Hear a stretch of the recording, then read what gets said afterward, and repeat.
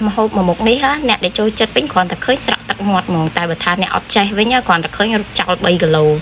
nè để ọt trôi chất á bong ô vịt nhom chảo lời nhom đừng tham bên nè khác ọt chay nhắm chẳng còn ai nhom có uất bàn tại sầm nhom nè chay nhắm pu bát năng với nhá cứ tha còn ta khơi với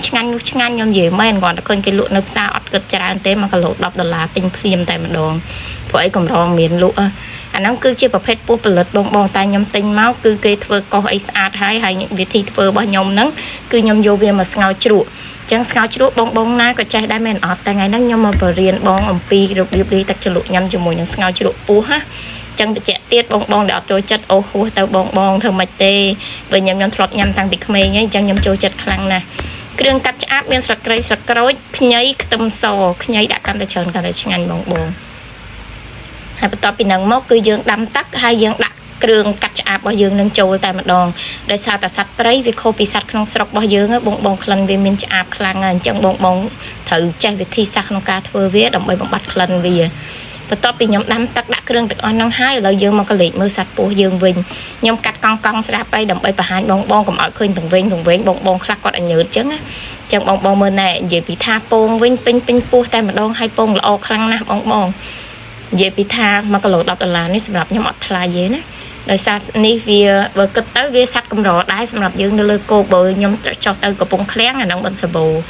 ចឹងជាជំហានដំបូងគឺយើងត្រូវស្រុះវាជាមួយនឹងទឹកក្តៅសិនពេលដែលយើងកោសហ្នឹងគឺយើងស្រុះមួយទឹកក្តៅកោសវាម្សាយបងប៉ុន្តែនៅពេលដែលយើងមុនយកវាមកស្លោបងត្រូវយកវាមកស្រុះទឹកក្តៅបែបហ្នឹងដើម្បីបំបត្តិក្លិនឆ្អាបរបស់វាហើយនឹងបំបត្តិឈាមដែលវានៅក្នុងហ្នឹងនេះបងឃើញទេចឹងយើងស្រុះវាយើងត្រាំវាមកសន្ទុះបែបហ្នឹងទៅពេលដែលទឹកពុះហើយយើងចាប់ផ្ដើមបង់ពោះរបស់យើងចូលការស្ងោរទាំងស្បែកបែបហ្នឹងវាមានរសជាតិឆ្ងាញ់ប៉ុន្តែវាធ្វើឲ្យពោះរៀងស្វិតចឹងបងស្ងោរវានៅលើហ្នឹងប្រហែលជា10នាទីអីទៅឥឡូវខ្ញុំចាប់ផ្ដើមមកប្រហុកមកច្រាំនៅប្រហុកបងឲ្យដាក់ខ្ទឹមដាក់ម្ទេសច្រាំចូលគ្នាប្រហុកនេះគឺមានរសជាតិឆ្ងាញ់ប្រហុកនេះគឺខ្ញុំបានមកពីកំពង់ឃ្លាំងដែរអ៊ំខ្ញុំគាត់ផ្ញើមកឲ្យញ៉ាំអញ្ចឹងណាយើងច្រាំវាបញ្ចូលគ្នាបែបហ្នឹងហើយបងអាចមើលសភាពប្រហុករបស់យើងបានណាអាហ្នឹងគឺរបៀបលាយទឹកជ្រក់ដែលខ្ញុំគ្រួសារខ្ញុំហ្នឹងចូលចិត្តខ្លាំងណាស់បងយើងដាក់វាចូលក្នុងចានមកខ្ញុំបន្ថែមនៅប៊ីចេងស្ករស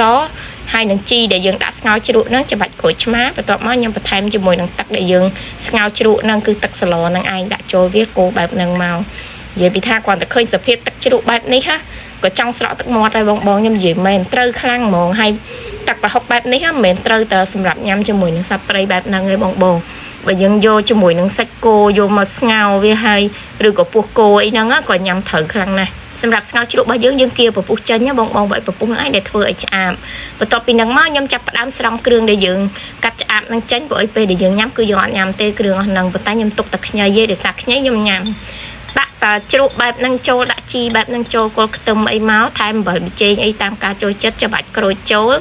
តែប៉ុណ្ណឹងញ៉ាំបានហើយបងយកមកជ្រលក់ជាមួយទឹកជ្រក់ហ្នឹងខ្ញុំធានាឲ្យអែមខ្លាំងណាស់រសជាតិឆ្ងាញ់ខ្លាំងណាស់ពិសេសខ្លាំងណាស់អញ្ចឹងបងណាដែលចូលចិត្តញ៉ាំពោះដូចខ្ញុំមកសាកល្បងធ្វើទឹកជ្រក់ញ៉ាំជាមួយនឹងស្ងោរជ្រក់ដូចគ្នាវីដេអូហ្នឹងគឺមានតែប៉ុណ្្នឹងឯងអរគុណច្រើនបងសម្រាប់ការទស្សនាកុំភ្លេចជួយ like ជួយ follow ហើយនឹង subscribe ខ្ញុំផងណាអរគុណបាយបាយ